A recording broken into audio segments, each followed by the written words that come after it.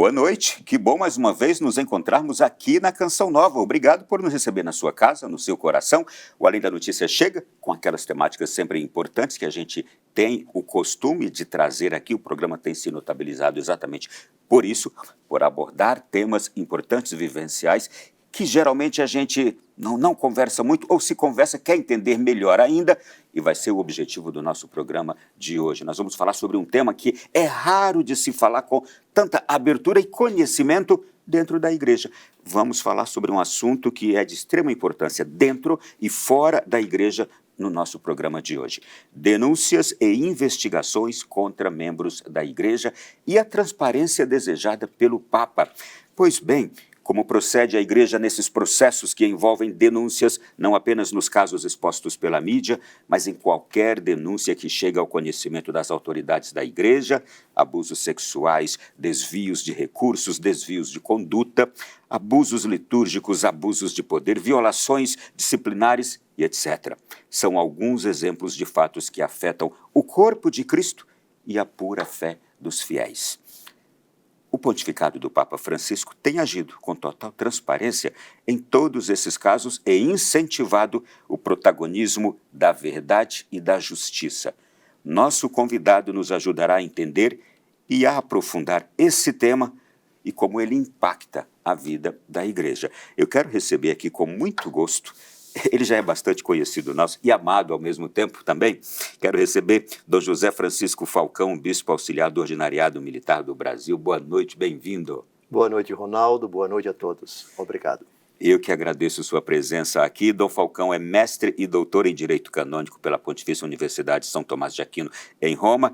É bispo há 13 anos, tendo por lema In Obedientia Veritatis, na obediência da verdade. E neste ano completou 33 anos de sacerdócio. Dom Falcão é eloquente pregador, apresentador de programa nas TVs Canção Nova e Século XXI, e com os nossos parabéns também pelos programas que a gente já assistiu aos domingos, 21 horas, todos os domingos, aqui na Canção Nova. E eu acrescento ainda, concluindo já sua apresentação, é preciso sublinhar sua dedicação e empenho em atender a CNBB e a Anunciatura Apostólica sempre que lhes pedem nas questões canônicas, por sua expertise no direito canônico. Mais uma vez, agradeço por sua presença aqui, e este tema que se encaixa perfeitamente, eu imagino, exatamente com uma grande etapa de sua vida, que é se dedicar a essas questões. Primeiro de tudo, quero lhe perguntar, curiosamente, o Brasil tem lhe conhecido cada vez mais, como tem sido ter se descoberto como um eloquente pregador? A gente tem visto, a gente se encanta com suas pregações. Amém. O eloquente é por conta da generosidade com de justiça, Ronaldo. Tá? Com justiça. O ministério sacerdotal, presbítero e bispo, ele integra esse elemento que é obrigatório, que decorre do ministério de Jesus, pregar o evangelho. É nossa obrigação, é nosso dever. São Paulo diz, ai de mim se eu não pregar o evangelho. Se algo de bom sai dos meus lábios, Deus seja louvado. Não sou eu, mas a graça de Deus agindo em mim. Pois eu quero cumprimentá-lo em nome de milhões de brasileiros que eu tenho certeza que se encantam sempre que escutam suas pregações. Se encantam com a sabedoria, com o conhecimento e a graça que Deus lhe deu de entrar em nossos corações. Muito obrigado. Amém. A segunda questão que já quero também aqui nesse início perguntar para o senhor seu lema episcopal tem lhe causado algum problema? Por quê? Porque na obediência da verdade, a gente sabe que não é fácil ser obediente à verdade. Esse tema é tirado da primeira carta de São Pedro, capítulo 1, versículo 22. Pela obediência à verdade. Nós professamos que a verdade é Cristo. Ele que disse, eu sou o caminho, a verdade e a vida. Cristo obediente até a morte, e sempre me encantou o tema da obediência à verdade, que é, em síntese, obediência a Cristo. Vamos lá. Quanto aos serviços prestados à CNBB e Anunciatura Apostólica que eu mencionei aqui, eu também, em nome da igreja, ouso dizer obrigado, porque eu sei que a igreja está sempre recorrendo ao Senhor em questões muito específicas. Aliás, eu acrescento aqui, o senhor está com o novo Código de Direito Canônico aqui, recentemente foi publicado pela CNBB, este novo Código de Direito Canônico, e os cânones sobre direito penal no livro 6º, a CNBB confiou ao Senhor que fosse que nome eu posso dar? Comentarista. O comentarista. É verdade, é uma obra que comporta mais de 20 canonistas, do Brasil inteiro, bispos, sacerdotes, religiosos, leigos, comentando os 1752 cânones.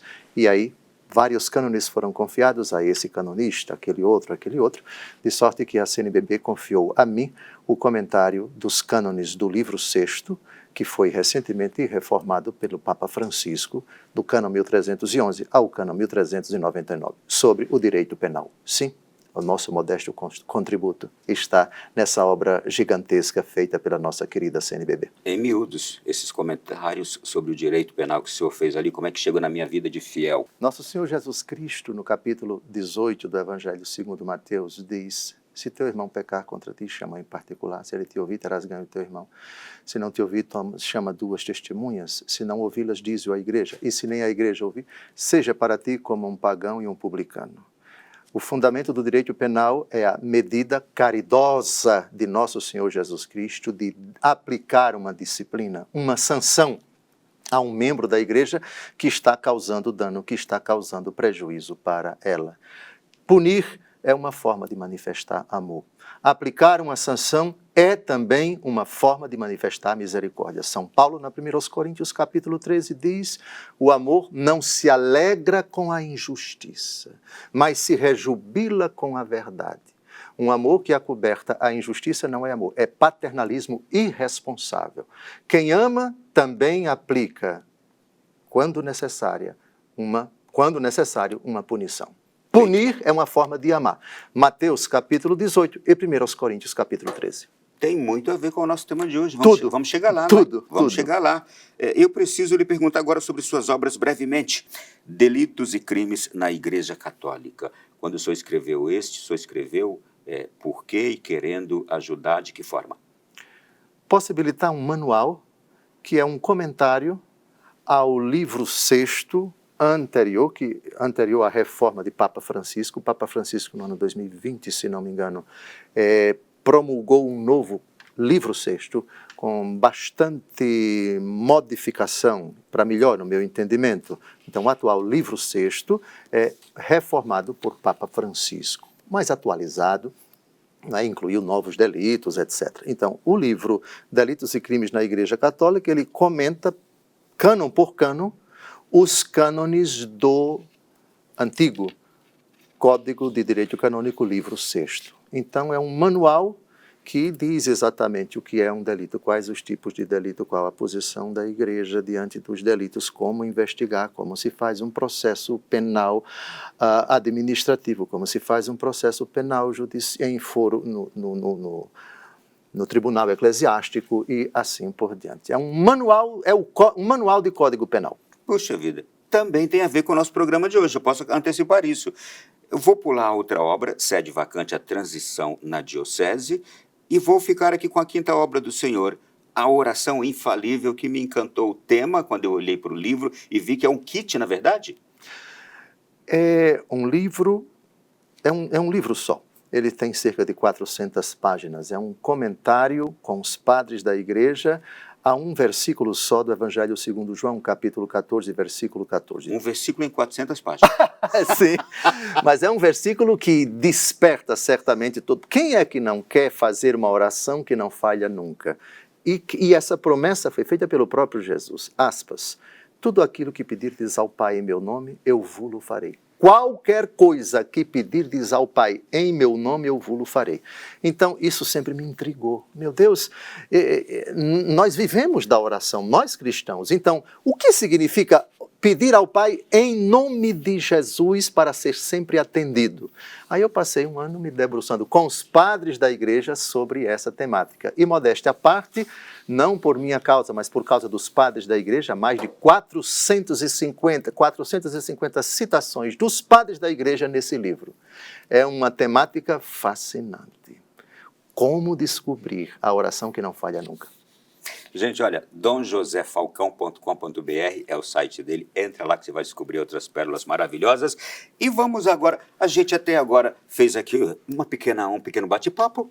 Agora vamos entrar na questão de fundo do nosso programa. Denúncias e investigações contra membros da Igreja, a transparência desejada pelo Papa. Este assunto eu tenho certeza que desperta a sua curiosidade em casa e nos causa dor sempre que a gente ouve algo triste no âmbito da igreja, com pastores, com religiosos, com pessoas que a gente ama e admira tanto. E quanta dor causa também em nós ver quando um irmão cai, não é? São muitas consequências disto. Bom, é o tema que a gente vai tratar aqui hoje, mas como é que funciona, Dom Falcão? Eu já vou deixar a introdução para o senhor. Como funciona quando acontece a queda de um irmão na igreja? Como se estabelece o meio para se apurar as coisas? Quando se trata de uma realidade que carece de uma investigação, quando os elementos não são suficientes para que se possa afirmar categoricamente um delito foi cometido, a Igreja prescreve no cânon 17, parágrafo 1º, quando o ordinário tiver notícia, pelo menos verossímil significa semelhante à verdade, parecida com a verdade, ele tem, da comissão de um delito, ele tem a obrigação de inquirir cautelosamente, por si ou por outras pessoas, a respeito de quê? A respeito dos fatos, a respeito das circunstâncias e também da imputabilidade. O que é imputabilidade? É a qualidade de uma coisa que se aplica a alguém. Imputar a alguém é atribuir a responsabilidade de um ato a uma pessoa. Quando o elemento acabou de chegar e ele não é claro, ele não é contundente, ele não é uma prova inequívoca, contundente, de que o delito foi cometido, ele deve fazer aquilo que em foro civil se chama de inquérito policial. Na igreja se chama investigação prévia. Então é um procedimento preliminar a um provável processo penal, administrativo ou judicial em desfavor daquela pessoa que foi denunciada. A denúncia não necessariamente precisa ser formal. O ordinário, bispo religioso daquela pessoa, ou o ordinário do local onde foi cometido o delito, ele pode iniciar a investigação a partir, por exemplo, de uma reportagem, a partir de uma carta, a partir de um áudio, a partir de qualquer elemento que aponte para a verossimilhança. Não se exige que a denúncia venha acompanhada da identificação do denunciante. Obviamente que a igreja é prudente e cautelosa. Em princípio, se a denúncia não tem o seu autor identificado, o bispo ou o superior, o ordinário, ele vai ponderar não sobre essa ausência de identificação do denunciante. O acento no cânon 17 é a verossimilhança. Isto é, se a denúncia, se o elemento que chegou em suas mãos é verossímil ou não. A igreja desaconselha, a igreja não recomenda ordinariamente que se faça denúncia anônima. Quanto possível, a denúncia na justiça e na verdade, se uma pessoa decidir fazer a uma autoridade da igreja, que ela seja identificável na pessoa do seu autor. Todavia, ainda que o denunciante não seja conhecido, cânon 17, o acento não é, no código de 17, se desaconselhava, até não se aceitava, que a denúncia anônima devesse ser considerada. No Código de Direito Canônico de 83, não. Com São João Paulo II, a questão é saber se a notícia é verossímil ou não, ou seja, parece ou não com a verdade, não importa de quem ela venha. Isso obriga o ordinário a investigar cautelosamente sobre os fatos, sobre as circunstâncias e sobre a imputabilidade, ou seja, investigar para ver se há elementos, se há fumaça de um provável delito que dê sustentação para o investigador, no caso o ordinário, por si ou por outro, chegar à conclusão. Essa denúncia é vazia ou essa denúncia tem fumaça, tem elementos que podem ser considerados pela igreja como substrato para um futuro processo penal. Vamos lá. Eu tenho certeza que, pela igreja ser constituída de homens, delitos, crimes, desvios de conduta, quedas, sempre ocorreram ao longo da história. A quem é atribuída a função de, por exemplo, fazer essa investigação atualmente na igreja e como ela é iniciada, como ela é feita?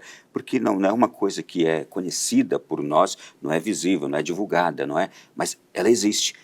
Quem é este que, em nome da igreja, vai fazer este trabalho? O próprio cânon 1717, parágrafo 1º do Código de Direito Canônico diz: quando o ordinário tiver notícia. O ordinário, existem vários títulos de ordinariedade de um superior com relação ao súdito. Se o delito foi cometido, supostamente cometido nesse território, o ordinário do território é competente. Mas existe também o ordinário do suposto delituoso. O suposto delituoso é um religioso. O superior dele é o ordinário dele.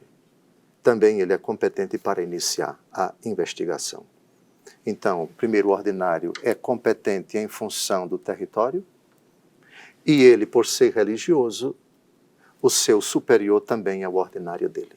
Ao mesmo tempo que é uma coisa natural, não pode gerar também uma desconfiança de que, puxa, mas vai deixar que alguém que é o superior dele conduza isto, não pode haver uma proximidade entre os dois? As duas coisas não podem realmente passar na cabeça das pessoas? Isso é a estrutura da Igreja Católica, da distinção dos poderes, ela é um pouco diferente da estrutura do âmbito civil. Com a Revolução Francesa, me parece que foi Montesquieu que defendeu a distinção dos poderes, poder legislativo, poder executivo e poder judiciário, que devem ser exercidos por pessoas diferentes. Em âmbito civil, aqui no Brasil, nós temos poder executivo, algumas autoridades. Poder legislativo, outras autoridades. Poder judiciário, outras autoridades. Na igreja, os três poderes, Deus Todo-Poderoso confiou aos bispos. Os bispos são detentores dos três poderes. E além desses poderes, ele é o pai. Ele é o pastor. Que deve tratar os seus subordinados como filhos. Não é uma tarefa fácil. O bispo, ao mesmo tempo, é pai, por exemplo, de um sacerdote que foi denunciado. Ou então, o Papa é o pai de todos os bispos espalhados no mundo inteiro e um bispo foi denunciado. Apesar da paternidade, que não pode faltar nunca, esse pai é o detentor do poder de executar e de aplicar as leis, de aplicar as normas. O pai, o amigo, o irmão, é ao mesmo tempo aquele que tem a obrigação de investigar. Sempre haverá, Ronaldo, esse drama. E é a dor do pai, que diante de uma denúncia tem que manter o seu equilíbrio. Por outro lado, não pode deixar de proceder, de agir, guardando, porém, esse princípio, essa presunção da inocência. Uma coisa é a denúncia, outra coisa é a acusação, outra coisa é a condenação. São três momentos bem diferentes. O simples fato de alguém ter sido denunciado na igreja não autoriza ninguém dentro da igreja a tratá-lo como culpado, como acusado, muito menos como condenado. A presunção da inocência foi incluída explicitamente por Papa Francisco no novo livro VI, que está no Código de Direito Canônico. Denúncia é uma coisa, acusação é outra coisa, condenação é outra coisa. Enquanto não transitar em julgado qualquer processo dentro da igreja, ainda que denunciado, acusado, processado e condenado em primeiro ou segundo, deve ser tratado como um inocente. Apesar das diferenças, uma semelhança muito grande também com o mundo secular. É não é? Vamos fazer assim, Quando o tema nos prende, a gente nem percebeu que passou o tempo e tanto já desse bloco. Vamos para o intervalo, é bem rápido. A gente volta já já aqui na sequência do nosso Além da Notícia de hoje sobre essa temática, denúncias e investigações contra membros da igreja. Voltamos já. É um tema precioso que o nosso Além da Notícia de hoje está se debruçando sobre ele, porque ele em nós causa impacto, mas ele também pode nos mover para uma transformação, uma grandeza de alma. Nós estamos falando da nossa própria fraqueza humana, Dom Francisco Falcão. O ser humano tem suas fraquezas e aquele que é escolhido por Deus para ter funções e para ter missão e responsabilidade sobre o povo de Deus, que cuidados deve ter com esta responsabilidade que assume, mas qual prudência deve ter essas pessoas que estão a serviço de Deus e do povo, não é? É verdade, nós temos sempre que conjugar a prudência e também aquilo que os padres da igreja chamam de parresia, a audácia, a ousadia. A prudência, ela contém, de certa forma, a parresia, a ousadia, para que ela não se torne imprudente. E, por outro lado, a parresia, a ousadia, ela ajuda a prudência a não ser covarde, a não ser medrosa. Nós temos sempre que partir de um pressuposto. A Igreja é santa e é sujeita nos seus membros, exceção feita à Virgem Maria, às debilidades. E o poder das trevas existe, ele é audacioso, ele é astuto, e ele quer a qualquer custo que nós caiamos. E às vezes se utiliza de pessoas malvadas para inventar, para caluniar, para espalhar a mentira. Foi um inimigo que fez isso, diz Jesus, na parábola do joio e do trigo. Então, diante de uma suposta notícia, da notícia de um suposto delito, a prudência da igreja investigar cautelosamente para ver se isso realmente procede. De onde partiu, nem sempre é fácil descobrir de onde partiu. Averiguar os fatos existiram ou não, as circunstâncias existiram ou não, e se aconteceram essas circunstâncias e esses fatos, houve a imputabilidade, então vamos avançar. Se de fato houve elementos, vamos iniciar um processo penal, em vista de garantir o direito de defesa da pessoa acusada e depois aplicar aquilo que a normativa canônica prevê, dar o direito à pessoa para recorrer diante de uma sentença ou um decreto desfavorável e deixar que a Mãe Igreja dê a palavra final. Isso precisa acontecer na Igreja. Temos tido nesses últimos tempos as duas realidades: denúncias que se comprovam verdadeiras e que redundam em processo penal, que mais para frente vai culminar numa condenação, numa punição, mas também temos denúncias mentirosas, temos denúncias gratuitas, temos denúncias sem nenhum fundamento, espalhadas com o propósito de arruinar a boa fama de uma pessoa, prejudicá-la, espalhar na mídia, etc., uma ideia que não correspondeu com a verdade. Infelizmente, bispos até, cardeais até, que chegaram aí para a cadeia. Tivemos um caso na Austrália, um cardeal que passou um bom tempo na cadeia e depois o Supremo do seu país, por unanimidade, reconheceu que o processo estava eivado de erros substanciais e aí foi declarado inocente, mas depois de passar um bom tempo na cadeia. Deixa eu fazer para o senhor perguntas técnicas aqui. Como é que começa uma investigação prévia? Qual é o ato formal que dá início a ela? É um decreto que o ordinário tem que expedir. Esse decreto fundamenta no direito, considerando que notícias verossímeis chegaram a esta diocese ou a este instituto religioso, etc., em conformidade com o cano 1717, instituímos a investigação prévia, nomeamos um investigador. Se o bispo ou o superior não quer, aliás, nem é conveniente que ele faça, ele tem que designar um instrutor, É isso que eu ia perguntar. Quem são esses encarregados de realizar o trabalho? São pessoas da confiança dele, normalmente Com formação adequada. com formação adequada, instruídos por ele, que tenham uma noção mínima do direito canônico, do direito processual, e a igreja recomenda também, não é obrigatório, a presença de um notário. O notário é aquilo que, em direito civil, no cartório, o nome é esse mesmo, notário. O papel dele é assinar, dar fé pública a todos os atos. Não é necessário ainda, nessa fase de investigação prévia, o notário, mas o vademecum do Dicastério para a Doutrina da Fé, no parágrafo 41, julga aconselhável que, com o instrutor, seja nomeado também um notário. Seguindo aqui ainda nesta mesma toada, eu queria saber do senhor o seguinte: é também aconselhável, se deve dizer ao leigo, àquela pessoa que está na vida cotidiana da igreja, que se você sabe de algo, denuncie.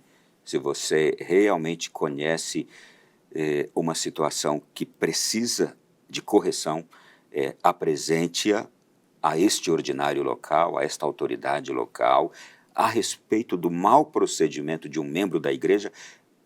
Se pode incentivar o leigo a fazer isso? Sim, é o próprio Jesus, no texto que eu já acabei de citar. Se ele não se converte, dize-o à igreja. Mateus capítulo 18. No Código de Direito Canônico temos algumas situações em que é obrigado a denunciar. Por exemplo, um jovem seminarista que está para ser ordenado diácono, ou o diácono está para ser ordenado padre. O direito canônico diz que é uma obrigação de quem souber de alguma coisa que desabone a ordenação, tem a obrigação de dizer à igreja. Proclamas matrimoniais. Antigamente se lia, não era? Quem souber de alguma coisa, etc., fale agora o cálice para sempre, etc. Tem os murais de muitas igrejas aí. Sim. Pronto, é a obrigação de denunciar. A mesma coisa para o delito penal, para os delitos na igreja. Obrigatório. Bom, então vamos lá. Chegou uma denúncia. Quais devem ser as medidas imediatas tomadas para garantir a justiça e a proteção dos envolvidos, tanto acusado quanto denunciante? Primeiro, antes de iniciar o processo, é oportuno chamar denúncia e não acusação, e denunciado e não acusado. Fulano foi denunciado. A acusação quem faz é a igreja. É a igreja quem acusa. No processo judicial, isso é feito pelo promotor de justiça. Como no Ministério Público. O Ministério Público quem acusa formalmente diante do Poder Judiciário uma pessoa. Na igreja é o promotor de justiça quando se trata de um processo judicial. A figura do promotor de justiça não é obrigatória durante um processo penal administrativo. O processo penal administrativo, quem acusa é o ordinário, é o próprio bispo, o que é particularmente doloroso para o pai. Não é? Ele investiga e decide iniciar um processo contra o seu filho que foi investigado. Mas o resultado das investigações aponta o resultado a elementos, a fumaça, a elementos que podem ser utilizados para acusá-lo no processo penal. Então, o bispo acusa, processo administrativo penal. O promotor de justiça acusa, processo administrativo judicial. E aí a coisa tem que transcorrer. No caminho administrativo, temos uma normativa específica, regulada pelo cânon 1720 do Código de Direito Canônico. Os cânones seguintes, de 1723 em diante, é a normativa para o processo judicial. É um processo mais demorado, que vai pelo tribunal eclesiástico, primeira instância, segunda instância, etc., até chegar na instância última, que é a Santa Sé, dependendo da matéria, dependendo do assunto, ou dependendo até da própria pessoa, porque tem pessoas com foro privilegiado na igreja, só podem ser julgados pelo Papa, como, por exemplo, os bispos, os cardeais, os chefes de Estado, e assim por diante. Mas Ordinariamente, dependendo também da matéria. Há matérias reservadas para o dicastério para a doutrina da fé, assuntos relacionados com o sacramento da penitência, questão de pedofilia, molestar menores de idade, da parte de clérigos e de outras pessoas. Então, esse itinerário que começa no âmbito, primeiro, por assim dizer, no território onde foi cometido o delito, ou então no âmbito da própria diocese ou do instituto religioso, primeiro investigar, depois iniciar o processo. Se se trata de delito reservado, tem que ter autorização da Santa Sé para iniciar esse processo, e aí a coisa se desdobra desde a primeira instância até transitar em julgado. Eu ouvi de um bispo, aqui mesmo, nesses estúdios, ele, se referindo a casos desses mais graves, ele disse assim: quando chega a mim um caso de natureza com forte indício realmente de verdade, ele diz, a primeira coisa que eu faço agora é afastar aquele sacerdote ou aquele religioso envolvido, ele diz, mesmo que eu não tenha ainda as comprovações. Ele falou, porque está na mídia, está na cidade toda, está espalhando tudo, por proteção dele e também em respeito à denúncia que foi feita. A primeira coisa que faço é, de imediato, afastar. Ele disse assim, e aí eu falei, mas se for uma injustiça, seu bispo? E se depois se for comprovado que não tinha nada? Ele disse, então, depois eu vou curar o coração daquele meu filho, eu vou buscá-lo. Ele disse, porque hoje a mídia faz questão de expor esse caso com tanta exaustão para desgastar a igreja, que, se for verdade, é uma dor terrível. E se não for, continua estragando a igreja, a imagem da igreja. Mas depois meu grande trabalho vai ser restaurar o coração daquele meu filho, trazendo de volta. Querido irmão, graças a Deus que o Ronaldo não disse o nome do irmão. Me permita fazer uma distinção entre afastar do ministério e afastar da titularidade de um ofício. Afastar um clérigo, afastar uma pessoa do ministério sagrado, vamos ficar aqui com os clérigos, é uma possibilidade prevista no cânon 1722 do Código de Direito Canônico, mas apenas quando o processo penal começou. Os delitos reservados ao dicastério para a doutrina da fé, o vademecum do dicastério para a doutrina da fé prevê o afastamento do ministério sagrado durante a investigação prévia, em virtude da delicadeza do delito, isto é, supostamente fulano teria molestado um menor.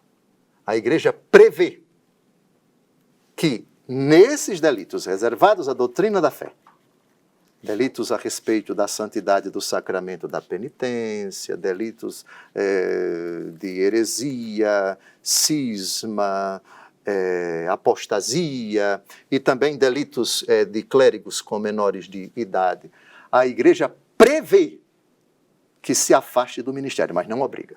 Essa é a primeira distinção. A segunda distinção, afastar do ministério sagrado e afastar da titularidade do ofício.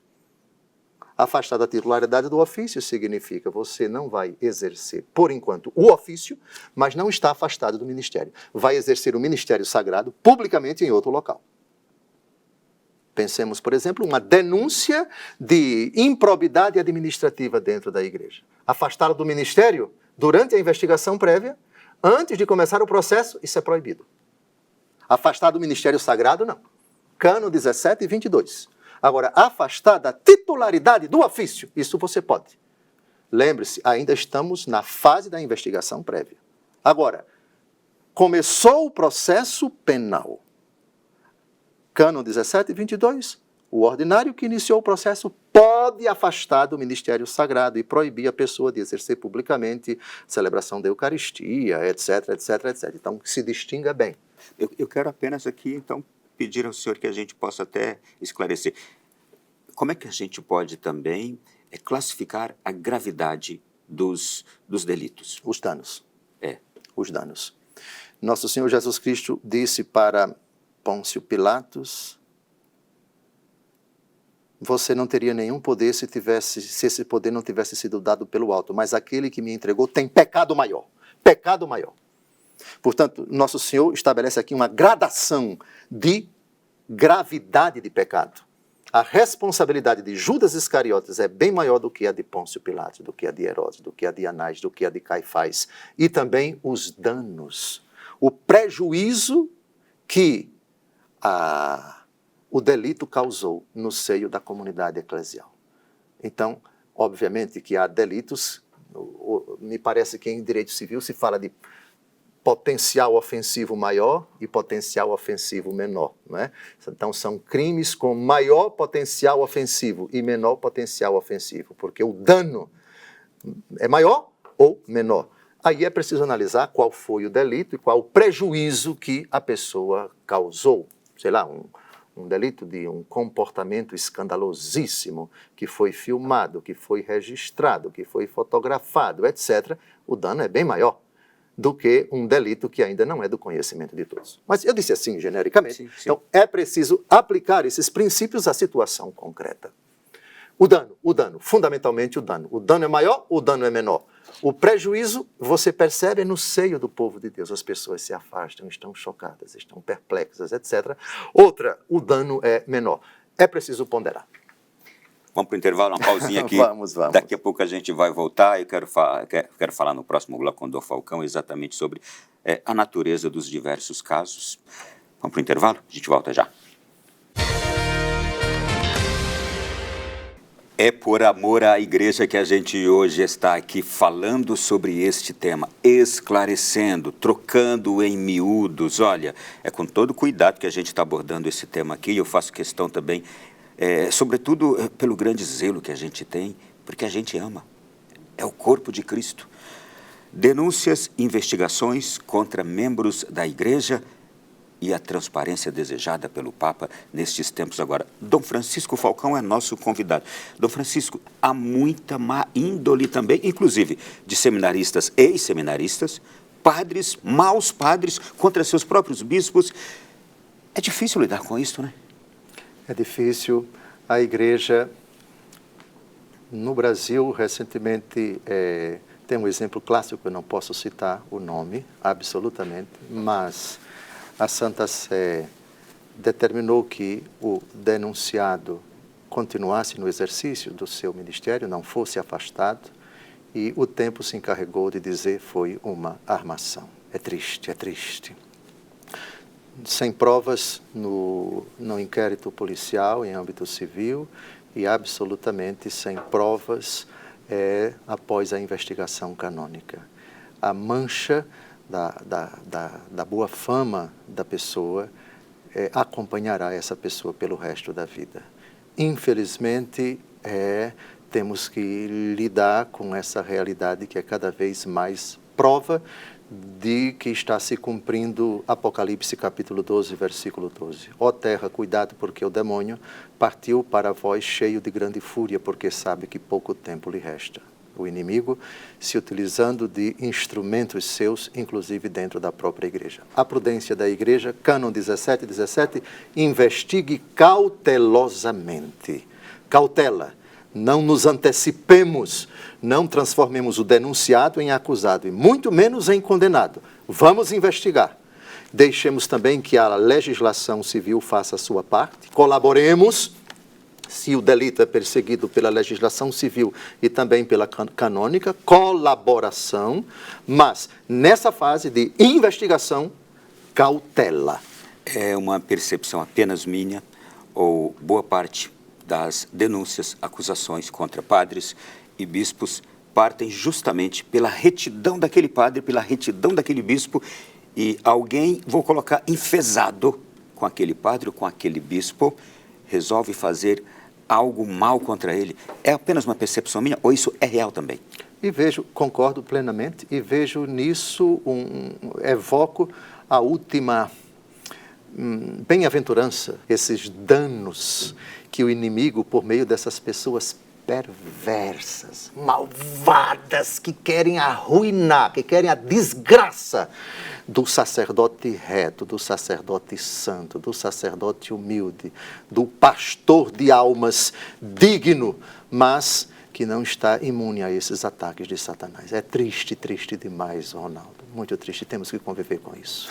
Por favor, me ajude a analisar agora e como o senhor entende aquele episódio ocorrido com São Geraldo Magela, que recebeu a denúncia de uma mulher de que ele a teria assediado, alguma coisa assim, no confessionário, e ele foi afastado pelo seu superior.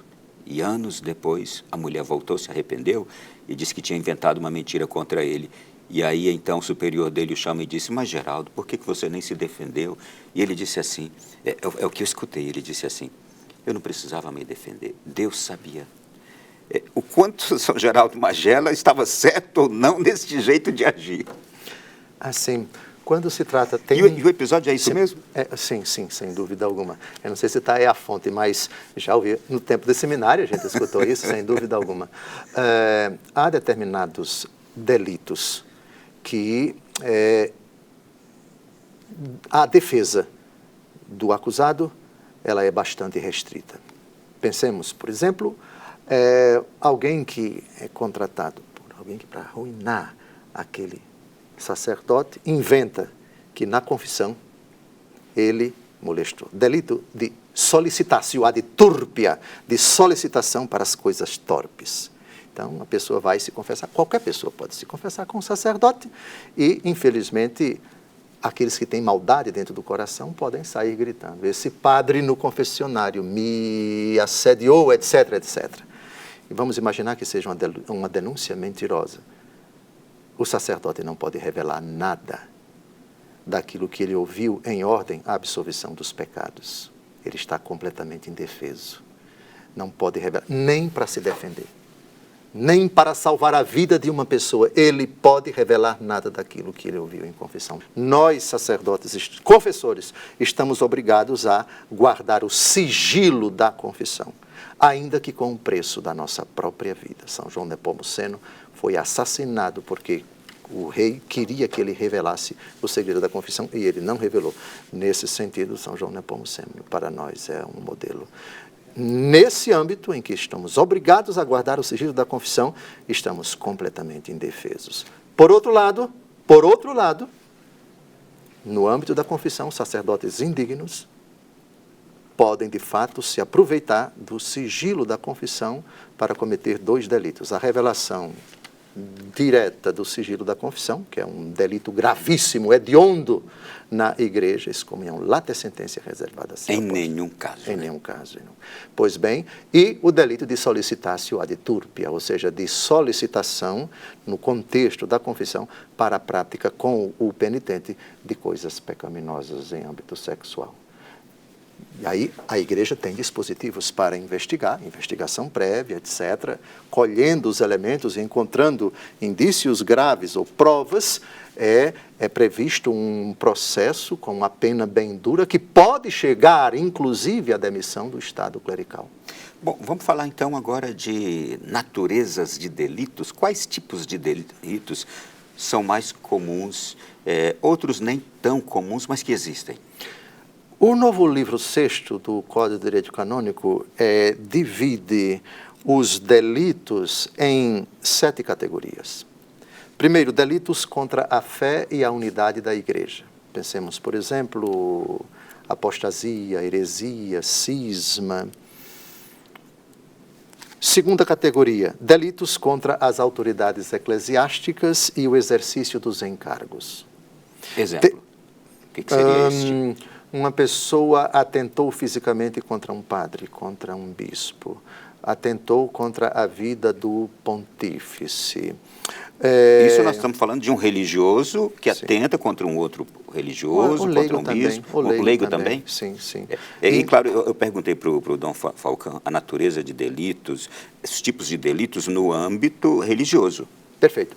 E, por exemplo, no exercício dos encargos, improbidade administrativa, roubo, desfalques, agressões, brutalidade, tirania, despotismo, digamos assim, abusos de natureza administrativa, de natureza, digamos assim, de relacionamento, etc.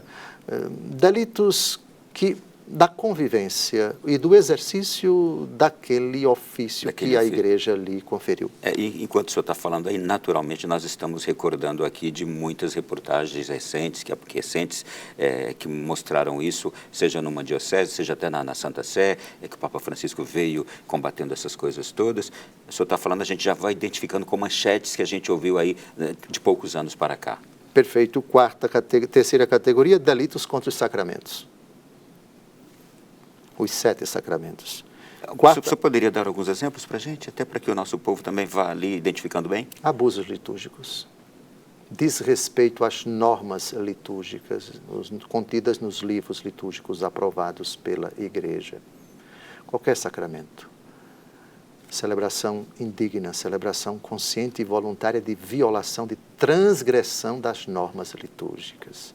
Obviamente que de alguns sacramentos tem uma conotação toda especial. Sacramento da penitência, sacramento da Eucaristia, sacramento da unção dos enfermos. Veja, um sacerdote indigno que em leito de morte está dando a unção dos enfermos e está exercendo pressão para aquele moribundo, sei lá, lhe dar dinheiro ou passar algum bem para ele, etc. Essas coisas sórdidas no exercício do sacramento da unção dos enfermos. Qualquer abuso, qualquer transgressão, qualquer violação das normas contidas nos livros litúrgicos daquele sacramento, isso é matéria para enquadrar esses fatos nos delitos contra os sacramentos. Quarta categoria, dos delitos contra a boa fama e do delito de falsidade.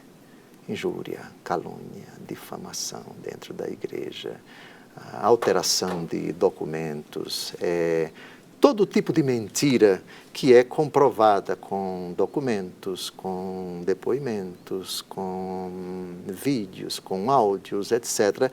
A mentira nas suas diversas modalidades. Quinta categoria, delitos contra as obrigações especiais. Aí vem os delitos das obrigações próprias dos clérigos, das obrigações próprias de religiosos. Isto é, obrigações especiais, porque essas obrigações tocam categorias especiais de pessoas, não é? Pensemos, me vem à mente agora aqui, clérigos e religiosos. Mas também outras obrigações que a igreja confia aos leigos, uma obrigação que é própria desse ofício eclesiástico, dessa tarefa, dessa função, dessa missão na igreja. Isso é uma obrigação especial, não toca a todo mundo, mas é dessa categoria especial de pessoas ou de ofícios. Eu posso aqui lhe fazer uma pergunta? Sim. Enquanto o senhor fala, é inevitável vir à minha mente, imagino que de tanta gente que nos acompanha agora, observações diversas em nossas comunidades, que a gente vai observando como negativos procedimentos ali. Eu estou me recordando aqui de casos diversos, desde um sacerdote que não observa a forma litúrgica do bem celebrar, excluindo do rito partes importantes e fazendo ao seu gosto, ao seu modo, desde má versação financeira ou má gestão do dinheiro de uma comunidade paroquial. Essas coisas observadas pelos leigos, que vai, inclusive, afastando o leigo daquela comunidade, que vai para uma outra comunidade, porque ele não viu providências serem tomadas corretivas com aquele sacerdote. É obrigatório para o bispo proceder, cumprir as suas obrigações, também em âmbito penal. E se ele não fizer, ele pode ser destituído do seu ofício. É uma decisão dura e de Papa Francisco, ou seja, recebeu a denúncia, ou então você está diante de algo que exige que você proceda, que você haja conforme estabelece a normativa da igreja, você haja. Se você não agir, você pode ser destituído do seu ofício. Isso é uma novidade na disciplina da igreja. um documento duríssimo. O bispo pode ser responsabilizado, ou superior, se ele, devendo agir, não o fez. E isso já aconteceu. Em alguns casos, sim. Recentemente, inclusive, eu já li fatos que levaram a isto. Sim. Em alguns casos, me parece que foram 12 ou 13 bispos no Chile que apresentaram a renúncia coletivamente, porque se investigou, eles iriam ser destituídos, mas, exortados, eles preferiram antes... não sei a história de todos eles, de todos os que apresentaram a renúncia, mas houve leniência, deveriam agir, quando deveriam agir, não agiram, foram levando em banho-maria e assim por diante, e deu no que deu. Mas antes já tivemos, me parece, os bispos da Irlanda, que foram duramente advertidos pelo Papa Bento XVI, e já antes...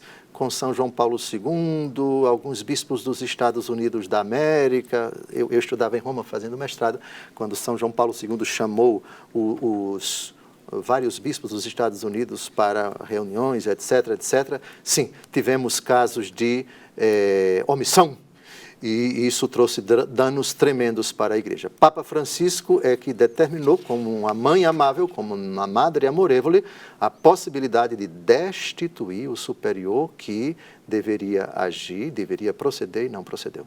Muito bem. O senhor concluiu já? Ainda falta. Falta ainda.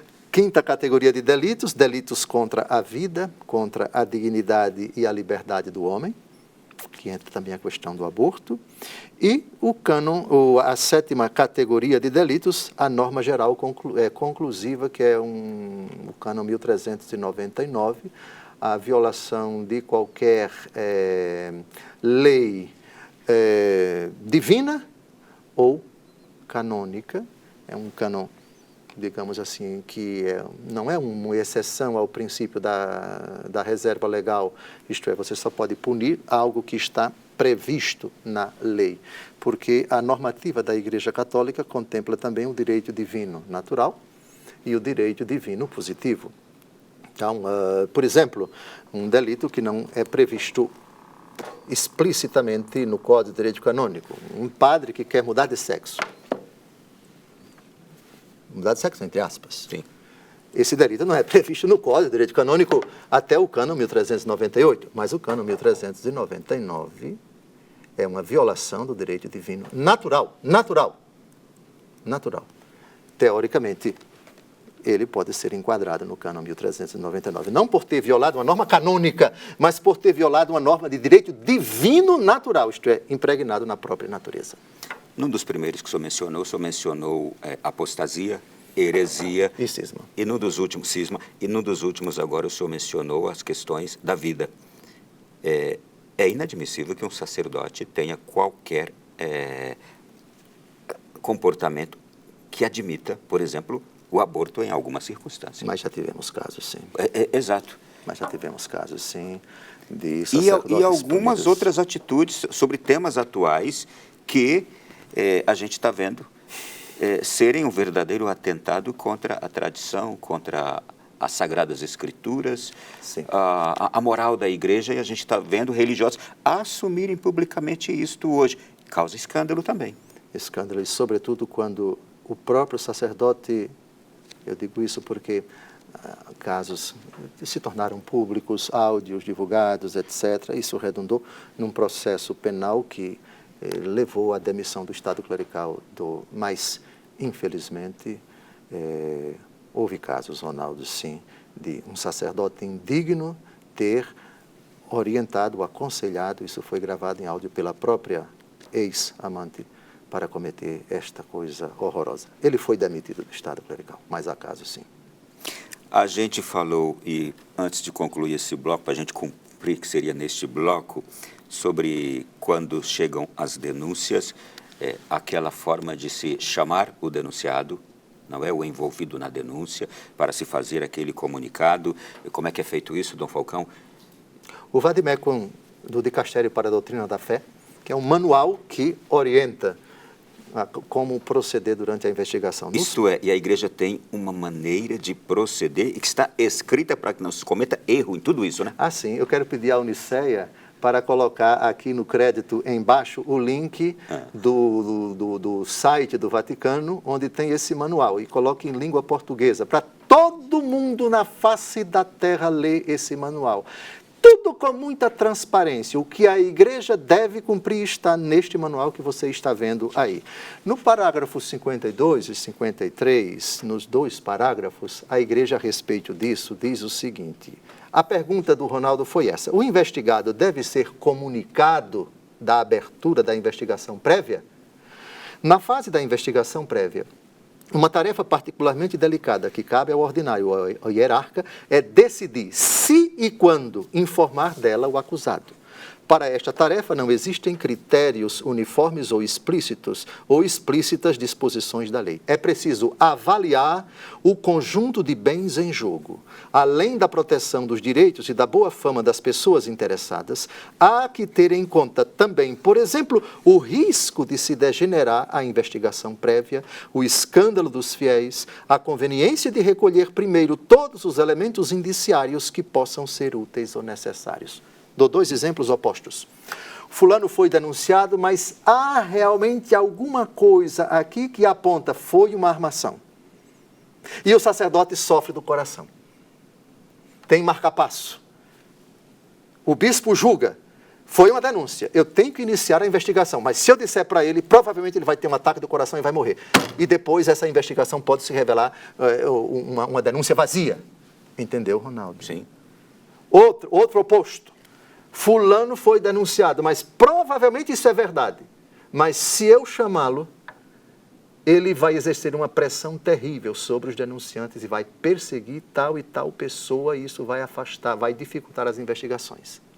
Entendeu? Uhum. Então, quem vai decidir se e quando o investigador, não acusado, porque ainda estamos na investigação prévia, se e quando é o próprio ordinário. Ele é que vai ponderar. Não é bom dizer agora, porque é malvado, é violento, é bruto, é agressivo. Vou fazer então, como se diz lá em Alagoas, comer nas beiradas. Chamar as pessoas reservadamente e fazer sem que ele saiba. E não é exigido que durante a investigação prévia ele saiba. Não. E há situações também em que se trata de uma pessoa santa, de uma pessoa reta, de uma pessoa pura, que pode, naquela cidade, ele está sendo vítima de um conchavo político que queria dominar, mancomunar, colocar o padre no esquema. Não quero, não aceito. Na minha igreja, aqui não tem influência política. Aí vem determinados malvados daquele grupo político,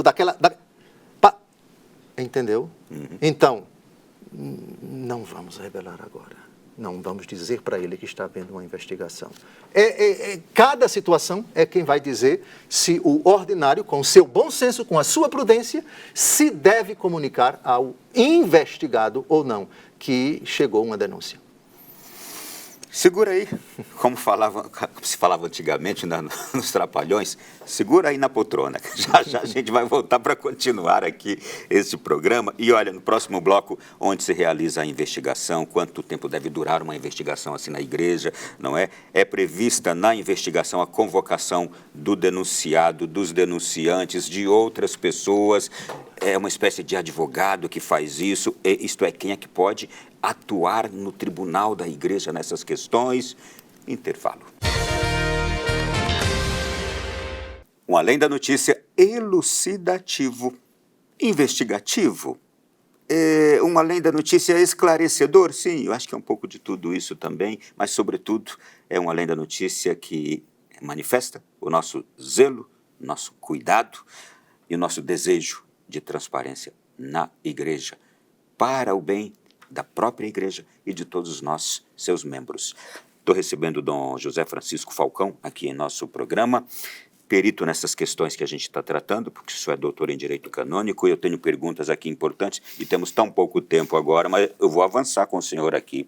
Estamos falando, gente, de investigações no âmbito da igreja, quando existem as denúncias, as mais diversas, as falsas e as verdadeiras, mas a investigação precisa ser feita.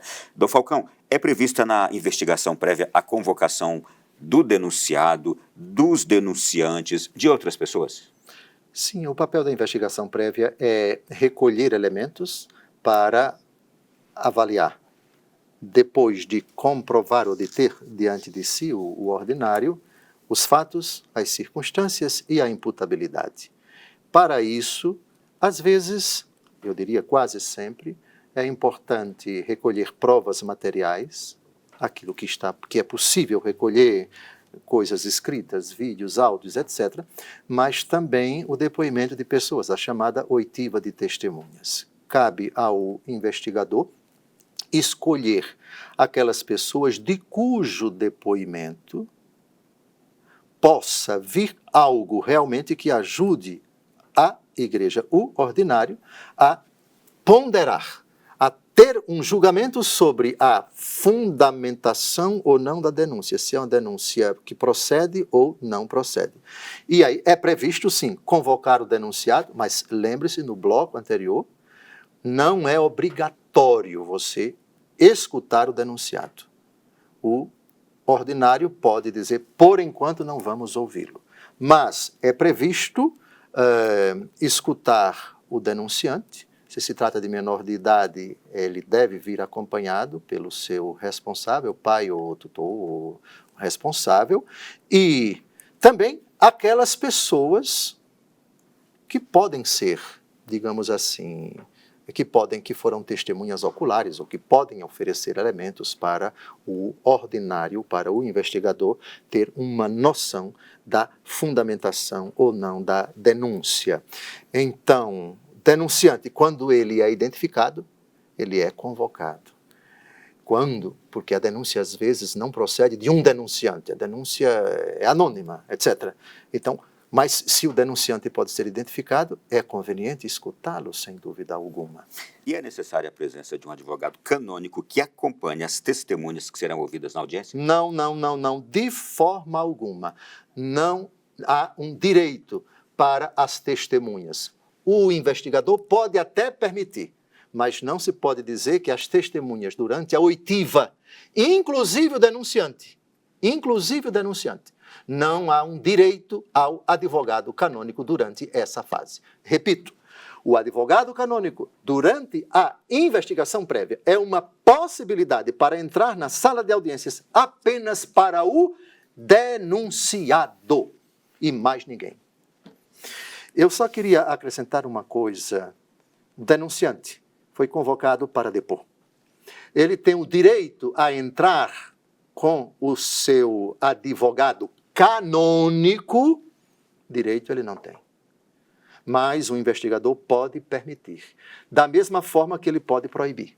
Por favor, Cânon 1470, parágrafo 1º, peço que apareça aí o texto, Oniceia, salvo determinação contrária da lei particular durante o desenvolvimento da causa diante do tribunal, estejam presentes na sala somente os que a lei ou o juiz determinar serem necessários para tramitar o processo. Durante a investigação prévia, o advogado canônico, ele não é previsto como direito para denunciante ou para as outras testemunhas. É uma possibilidade apenas para o denunciado. Portanto, o investigador pode dizer, você compareça para depor sozinho, pessoalmente e não acompanhado. Eu fiz isso dezenas de vezes nas investigações que eu assumi, no ordinariado militar, em outras dioceses e assim por diante. Ou seja, não, eu quero entrar com parentes aderentes, absorventes, eu quero entrar com o cachorro, eu quero entrar com a minha tia, com a minha avó, eu quero... Epa, alto lá, eles não são necessários para a oitiva, não. Então, na Igreja Católica, na oitiva, durante a investigação prévia, repito, o cânon 1470, estejam presentes na sala somente os que a lei ou o juiz determinar serem necessários para fazer tramitar o processo. Posso dar um pulo aqui agora? Pois não. Nas nossas próximas questões, que são muito importantes, são técnicas, suas respostas estão sendo técnicas e fantásticas para a nossa compreensão. Deixa eu ir para uma das perguntas aqui importantíssimas. Quando a gente passa a fase da investigação prévia, e aí tem aqui, quando é que o ordinário, o bispo, tem a obrigação de apresentar às autoridades civis as denúncias que ele recebeu? Vademecum, do dicastério, aí está o link, pode entrar pode multiplicar. Essa é a posição da igreja número 17. Mesmo na ausência de uma explícita obrigação normativa, a autoridade eclesiástica apresente denúncia às autoridades civis competentes, sempre que o considere indispensável para tutelar a pessoa ofendida ou outros menores do perigo de novos atos delituosos. E o parágrafo número 50. Se as autoridades judiciais civis emanarem uma ordem executiva legítima solicitando a entrega de documentos relativos às causas ou estabelecerem a apreensão judicial dos mesmos, o ordinário ou o hierarca deverá cooperar com as autoridades civis, sempre respeitando eventuais acordos vigentes. A posição da Igreja Católica quanto a isso é claríssima. Aqui estão os textos, aí está o link. E eu preciso fazer agora essa outra pergunta que é importante, considerando os delitos e suas comprovações, ou aquele delito, aquela comprovação, daquela acusação que foi feita, que providências a igreja deve tomar com as pessoas que foram ofendidas, vitimadas, prejudicadas? Papa Francisco, numa carta apostólica chamada Vos Estis Lux Mundi, de 9 de maio de 2019, no artigo 5º, parágrafo 1º, diz o seguinte: as autoridades eclesiásticas empenham-se para que sejam tratados com dignidade e respeito quantos afirmam que foram ofendidos, juntamente com suas famílias, e proporcionam-lhes, em particular, acolhimento, escuta e acompanhamento, inclusive através de serviços específicos. Assistência espiritual, assistência médica, terapêutica e psicológica de acordo com o caso específico. E no parágrafo 2º, são tuteladas a imagem e a esfera privada das pessoas envolvidas, bem como a confidencialidade dos dados pessoais. A mesma pergunta que fez sobre essas pessoas que foram vítimas, eu agora posso fazê-las a respeito daquele religioso, daquela religiosa... acusado injustamente. Exatamente, que também foi vítima. Se foi afastado do ministério, tem que ser reabilitado. E eu digo mais, existe, no meu entendimento, uma obrigação moral do superior que iniciou o procedimento de publicamente defender a honestidade, a retidão e a lisura de quem foi acusado injustamente. É meu filho. As denúncias não procedem. Não só você é tratado pela igreja como inocente, mas como você tem todo o meu apoio. Você é meu filho. Você foi vítima injusta. Goza do meu carinho, goza da minha amizade, goza da retidão que se presume. E por isso eu lhe confiei um ofício eclesiástico. Tudo fazer para que o que foi vítima injustamente se sinta amado, se sinta querido. Não só reabilitado, mas incentivado, elogiado. Eu penso que essa obrigação moral também é uma forma de dizer para o mundo: a coisa não é somente assim, não. Nós apuramos, nós fomos realmente, usamos de lisura, fomos a fundo, investigamos, não descobrimos nada. Está reabilitado. Tem o meu abraço, meu filho. Tem o meu carinho, meu filho. Mas aqui é uma interpretação minha, da obrigação moral. Isso aqui é o Dom José Francisco, que já viu muito sacerdote injustamente acusado, vítima de armação, de inteligência artificial, etc. A investigação foi feita, foi doloroso, ficou em silêncio, chorou, se angustiou. Depois vem a conclusão. Em foro civil, está arquivado. Arquivado, não tem nada. Em foro canônico, idem. Reabilita o rapaz. Restitua todos os direitos, toda a dignidade. Vai sofrer muito. Já está chagado, chorando, coitado. Mas, venha, meu filho. E quando foge da nossa esfera da igreja, aquela pessoa, aquele religioso que foi massacrado externamente pela mídia, a igreja vai reabilitá-lo. Mas para o mundo secular, a mídia não vai fazer o mesmo trabalho que fez quando o massacrou, não é? É verdade, é verdade. A igreja ultimamente tem agido com prudência. Bispos denunciados. O que é que a Santa Sé faz? Em vários casos, você continua exercendo o seu ofício de pastor na diocese. Já tivemos casos no Brasil. Não é simples denunciar. Vamos denunciá-lo para tirá-lo da diocese. Bom, você quer, né? Não gostaria de esperar o que é que a justiça civil, o que é que o inquérito policial vai descobrir? Também o da igreja? Lógico, obviamente, que existem esses sentimentos perversos. Não, vamos tirá-lo da diocese, vamos fazer aqui um abaixo-assinado, sei lá, criar provas, produzir uma armação, porque chegando a denúncia e a imprensa divulgando, ele vai ser tirado da diocese. Calma, a coisa não é assim não. A decisão de tirar um bispo da diocese é do Papa. O Papa pode fazê-lo, mas também pode dizer comece a investigação, mas o bispo continua na diocese. Porque pode acontecer, sim, que depois da investigação, nada se comprovou. Foi denúncia vazia. Deixa eu lhe fazer outra pergunta aqui. A beleza do programa de hoje é que a gente está falando de fatos reais que podem acontecer realmente. Não estamos aqui acobertando em nada, dizendo que se acontecem, precisam ser realmente punidos, se for o caso até chegar ao afastamento. Mas estamos falando aqui também das denúncias maldosas, malvadas. E qual é a característica de quem faz denúncia malvada, denúncia maldosa, para destruir um padre ou um bispo? E me parece que grande parte delas já vem de dentro da própria igreja.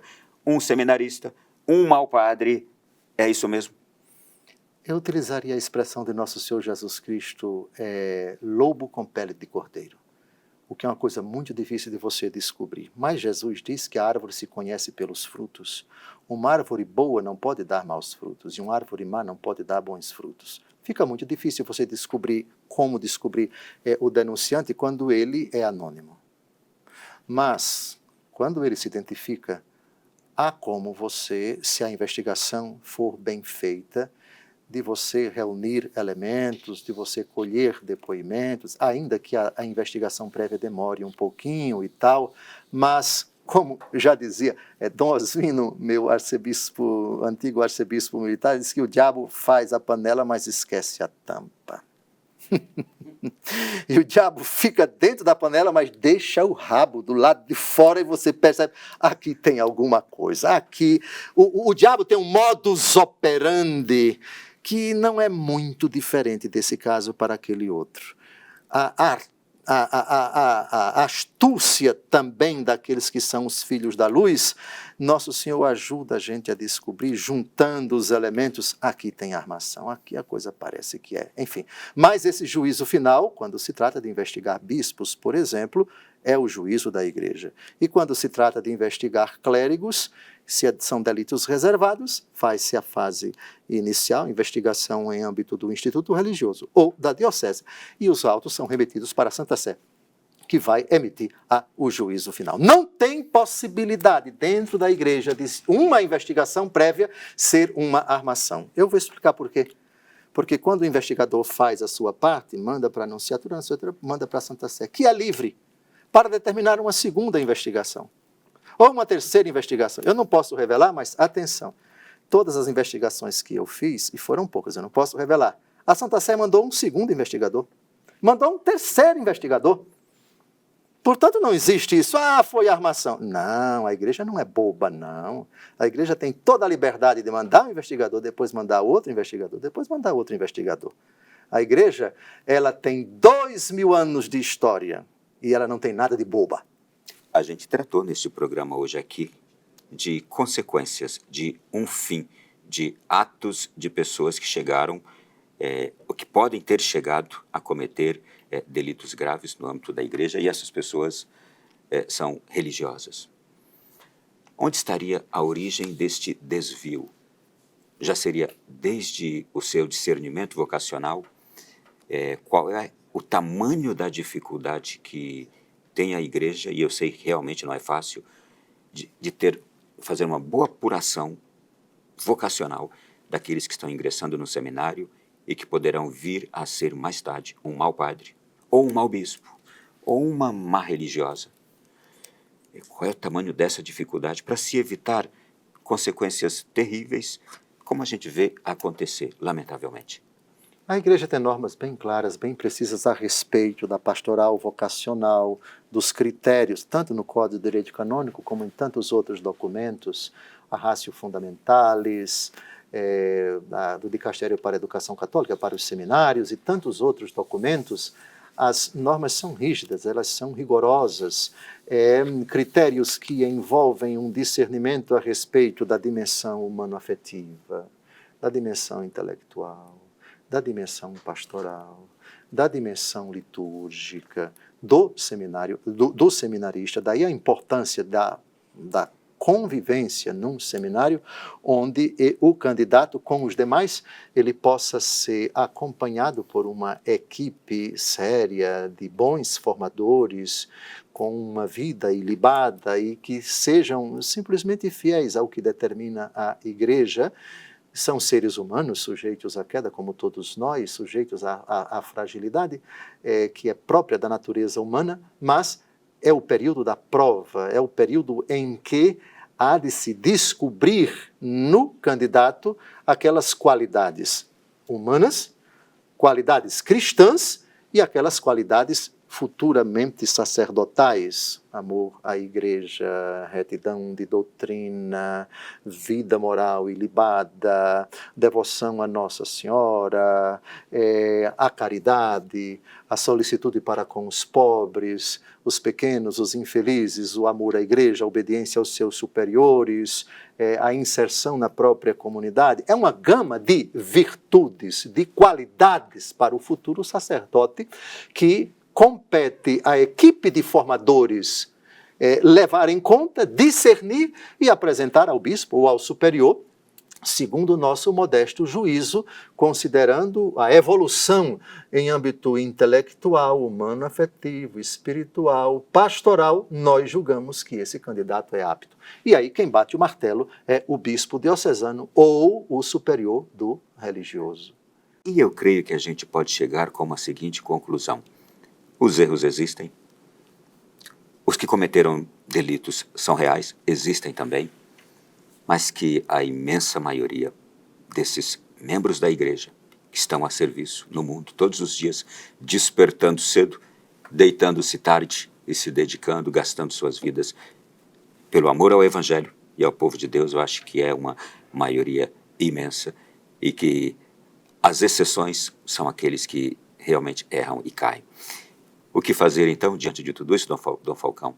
Rezar por essa igreja, por estes homens e mulheres? Endosso em gênero, número e grau a colocação do meu querido amigo Ronaldo. A imensa maioria é reta, a grande maioria é santa. Infelizmente, a minoria faz barulho, causa escândalo, mas a igreja pertence a Cristo. É o Espírito Santo quem a conduz, e é o Espírito Santo quem, nos momentos difíceis, suscita em todos os âmbitos da igreja uma legítima, uma sadia reação. E a reação, a melhor resposta que a gente dá a esses escândalos e também a essas mentiras, essas realidades pavorosas de dentro e principalmente de fora, mas principalmente de dentro da igreja, é a santidade, é viver a santidade. Os sinais de santidade estão sempre presentes na igreja e temos que olhá-la com o otimismo que é próprio de quem crê e confia: no mundo tereis tribulações. João 16:33. Mas tende coragem, eu venci o mundo. Muito obrigado, foi um prazer tê-lo aqui, nos ajudar a refletir tanto e tratar o nosso coração. É um tratamento ao nosso coração falar dessa temática. Peço ao Senhor que a gente termine o programa de hoje com a bênção de Deus, que assim o nosso povo que está em casa vai se sentir muito feliz de poder dormir, assim com o coração recebendo do alto essa graça especial. Fraterno abraço para você, querido amigo Ronaldo, e a todos vocês que nos acompanham. Abençoe-vos Deus Todo-Poderoso, Pai e Filho e Espírito Santo. Amém. Amém. Obrigado a Dom José Francisco Falcão e obrigado a você também que esteve conosco. Pegue esse programa agora, pegue o link, mande para outras pessoas.